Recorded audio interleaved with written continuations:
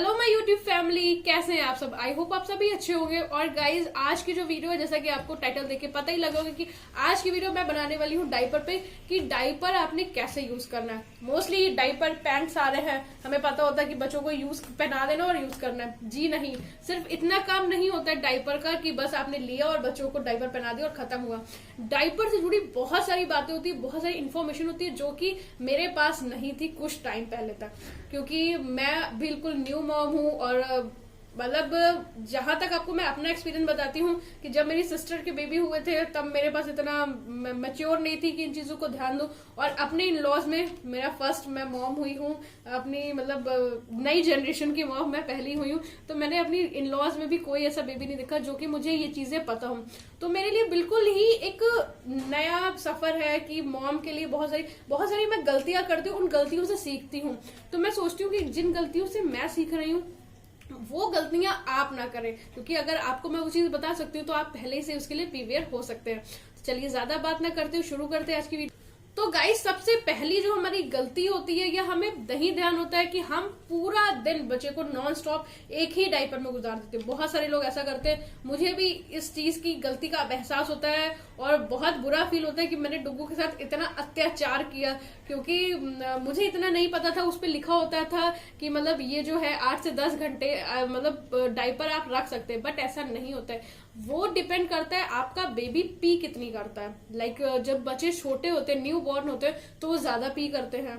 या फिर क्योंकि जब स्टार्टिंग में मैं थी तो मैं ब्रेस्ट फीड इतना नहीं करवा पाती थी, इतना दूध नहीं आता था, तो मैं उसको जो फॉर्मूला मिल्क होता था वो देती थी। और फॉर्मूला मिल्क उसमें होता क्या, पानी। तो पानी की वजह से बच्चे पी बहुत ज्यादा करते हैं, तो हमें इस चीज का ध्यान रखना चाहिए। और मैं तो कई बार अगर मैं बोलूं तो उस टाइम पे, अब नहीं बट मैं थोड़े दिन पहले तक मैं अपने आप को ये टाइटल देना चाहती हूँ, शायद मैं केयरलेस मॉम थी। क्योंकि मैं डुगू को शायद मुझे ही लगता था उसने डायपर पहना है तो मेरा काम खत्म। बहुत सारे लोग आप में से भी यही होंगे जो ही सोचते होंगे बच्चे को डायपर पहना दिया मेरा काम खत्म। नहीं, ऐसा नहीं होता है। हमें हर 2 आवर्स या फिर 2.5 आवर्स से चेक करना चाहिए कि बेबी का डायपर मतलब कैसा है, हैवी तो नहीं हुआ। क्योंकि जब छोटे बच्चे बहुत ज्यादा पी करते हैं, कुछ जो बड़े बच्चे होते हैं वो भी पी ज्यादा करते हैं, और एक पी ज्यादा करना भी अच्छी बात होती है, ये बुरी बात नहीं है। इससे साइन होता है कि आपका बेबी जो है वो हेल्दी है। तो जब डुगू छोटा था तो इतनी ज्यादा करता था, मैं देख नहीं पाती थी। और लास्ट मुझे क्या मिलता था, मैंने उसका डायपर उतारा एंड अगेन दूसरा डायपर पहना दिया। ये मेरी दूसरी सबसे बड़ी गलती थी। और आपको क्या करना है, अगर आपने बेबी को डायपर एक पहनाया हुआ है और उसके बाद आपने चेंज करना है सेकंड डायपर में, तो कभी भी तुरंत डायपर ना पहनाए। हमेशा आपने करना क्या है कि एक डायपर चेंज करने के लिए आपने एटलीस्ट 5 to 7 मिनट्स या 10 मिनट्स भी ले लेने, कि अपने बेबी को हल्का सा आपने वाइप किया है, उसका जो सेंसिटिव एरिया उसको वाइप करने के बाद उस पर रैश क्रीम लगानी है। उसके बाद उसको थोड़ी देर खुला छोड़ देना ताकि वो एयर ड्राई हो। क्या होता है, हम भूल जाते हैं, हमें ये लगता है कि हाँ डायपर पहनाने से हमने जो है अपना ममता दिखा दी। ऐसा कुछ नहीं होता है गाइज। हमें बहुत ज्यादा, क्योंकि बेबी का बहुत सेंसिटिव पार्ट होता है, उसकी स्किन बहुत सेंसिटिव होती है, तो हमें इस चीज का ध्यान रखना चाहिए कि वहां पे अगर हमने डायपर लगा दिया तो छोटे बच्चे एक तो बोल नहीं पाएंगे, तो बेचारे अपनी परेशानी नहीं बता पाएंगे और रोते रहेंगे। तो हम बेचारी माए भी परेशान रहेंगे कि सोचेंगे क्यों रो रहे हैं, कभी हम उसका पेट चलाएंगे, कभी हम उसके कान, कभी ना, कुछ ऐसा। पर हमें एग्जैक्टली ये नहीं समझ में आएगा कि वो अपने डायपर की वजह से परेशान है, क्योंकि वो इरिटेट हो जाते हैं बच्चे भी डायपर की वजह से, कि समटाइम्स उन्हें डायपर पहनना पसंद नहीं होता है, या उनको बहुत।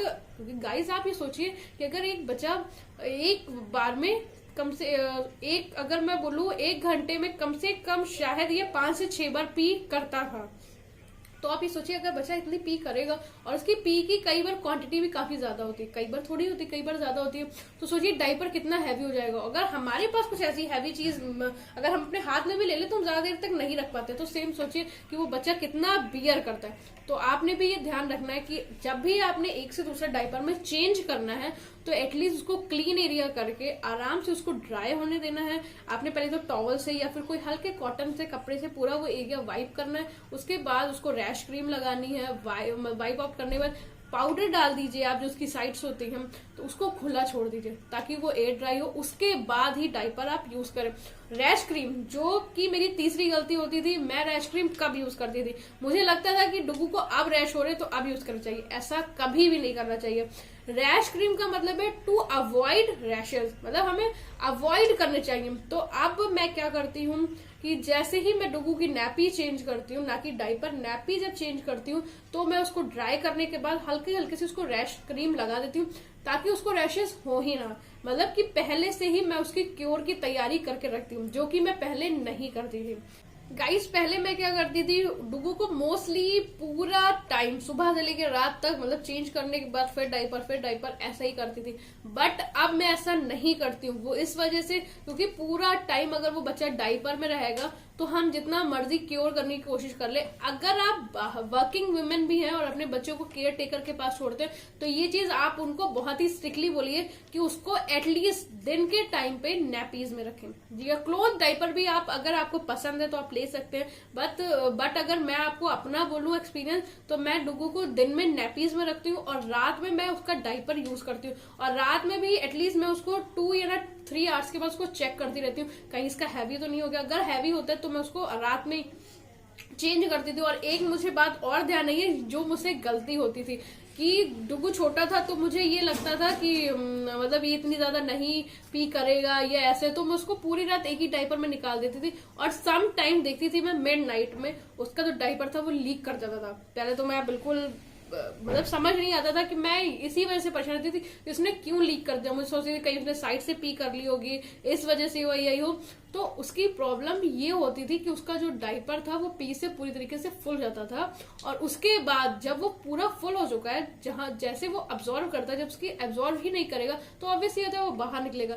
इसलिए अगर आप भी न्यू मॉम है या टू बी मॉम होने वाली है तो इस चीज का ध्यान रखिएगा कि जब भी बच्चा आपने डाइपर यूज किया उसे, तो आप थोड़ी थोड़ी देर उसको चेंज करते रहे। क्योंकि समटाइम्स क्या होता है, बच्चा पूप भी कर लेता है डाइपर में ही और हमें पता नहीं लगता है। और जब वो लीक होने लगती है या जब हमें स्मेल फील होती है तब ही हम चेक करते हैं, बल्कि ऐसा नहीं करना चाहिए। हमें हर थोड़ी थोड़ी देर में बच्चे को चेक करना चाहिए, कहीं उसने पूप तो नहीं किया, पी तो बहुत ज्यादा हैवी तो नहीं होगा उसका डाइपर, ये चीजें।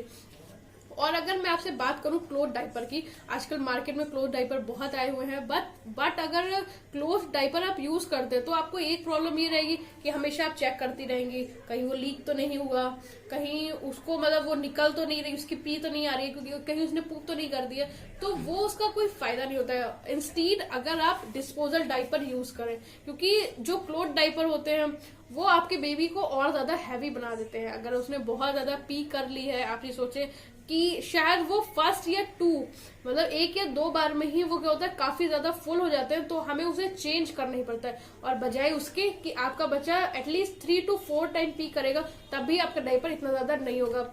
और अगर मैं बात करूं कि मार्केट में कौन से डाइपर अच्छे होते हैं, मैं बहुत ज्यादा तो नहीं जानती हूँ कि मतलब इतने ज्यादा मैंने यूज नहीं किए। मैंने अभी भी मैं हगीज यूज कर रही हूँ, जो हगीज का बबल वाला पैंट आया है वो, और मैं पैम्पर्स भी मैंने यूज किया है। पैम्पर्स का प्रीमियम जो आया था, प्रीमियम केयर वाला, वो भी मैंने यूज किया है। तो उसमें से मुझे हगीज और पैम्पर्स नॉर्मल काफी अच्छे लगे। मैनी पोको पैंट्स वो भी मैंने यूज किया, क्योंकि जब ये हॉस्पिटल में था तो अभी वही लेके आए थे, तो मुझे लगता है कि चलो ठीक है यूज कर दो। बट मुझे लगता है कि शायद मुझे वो इतने पसंद नहीं जितना कि मुझे हगीज और पैम्पर्स ये दोनों पसंद है। वैसे आपकी अपनी चॉइस है कि आप अपने बेबी को कौन सा डाइपर देते हैं, बट आप हमेशा ये ध्यान रखें कि आप जो भी डाइपर उसको यूज कर रहे हैं, और अगर वो न्यू बॉर्न है तो आप ये ध्यान रखें कि हमेशा पैंट वाला डाइपर यूज करें। अगर आप नॉर्मल डाइपर यूज करते हैं, एक तो वो अच्छे से अगर स्टिक नहीं हुए हैं तो वो लीक करने का खतरा बहुत ज्यादा रहता है, क्योंकि हो सकता है वो लीक कर जाए, या बेबी क्योंकि होता है ना इधर शेक कर रहा है उधर शेक कर रहा है तो वो लीक होने। मेरे पास भी वो डाइपर रखे हुए हैं, बट वो मैं अभी यूज नहीं करूंगी जब तक एटलीस्ट वो 6 to 7 मंथ का नहीं हो जाता, क्योंकि कोई फायदा नहीं है, क्योंकि वो बहुत ज्यादा शेक करेगा तो अपने आप को शायद संभाल ना पाए और वो डाइपर लीक कर जाए। तो गाइज ये थी आज की वीडियो।